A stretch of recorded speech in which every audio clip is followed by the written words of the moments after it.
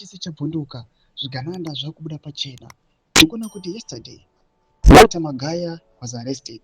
Panguva ino zvinyatso kuzadzisa zvinhu zvagara zvichitaurwa nemacritics at the ruling party ZANU-PF, especially macritics ezvigananda vachiti maprophets ari munyika yeZimbabwe avo mamwe atisingachatauri nemazita panguva ino vanoonekwa kunzi vanongohwanda nepolitics, but panguva ino vachiita zvinhu zvinyatso kuonekwa kunzi it is very bad for the citizens vari kuita macriminal activities, vari kuita zverape and the likes, vachihwanda nemusangano unobva subscribe like on the bell icon.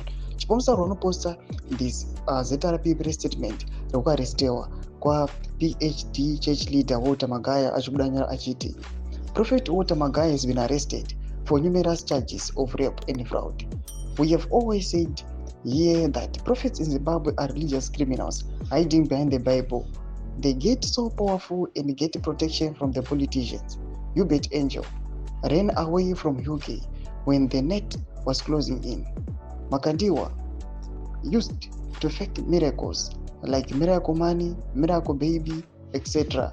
to swindle unsuspecting vulnerable people lots of money.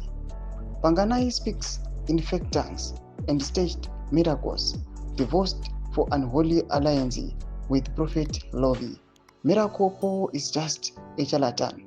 Prophets in Zimbabwe are just fake with the spiritual underworld power from Nigeria and Ghana. Ndomashikwa mudanyogwa panguva ina chipomusa rwachiti aiwa vana Walter Magaya kuarrestiwa kwavaitwa aiwa ngavaarrestiwe ende vamwe vake vamwe allies ake vese ngavabatwe zvekare just because these people vanoonekwa kunzi vari kuuya vachiita zvinhu zvakashata vachirwa macriminal activities, rape, aiwa fraud nezvimwe zvakadaro zvikuonekwa kunzi zvinopa hamu kune macitizens enyika yeZimbabwe vachifeka kuva possessed ne the Holy Spirit vachiita mafake miracles. Panguva ino now kubatwa kwaita Walter Magaya it has shown kuti this is the first step yekubatwa kwevanhu vari kuonekwa they are hiding behind the politicians, hiding behind the ruling party ZANU-PF. Tudze mafunguro enyu muri kudii pamusoro pechitiko ichi. Abvina kume section medu mafunguro enyu.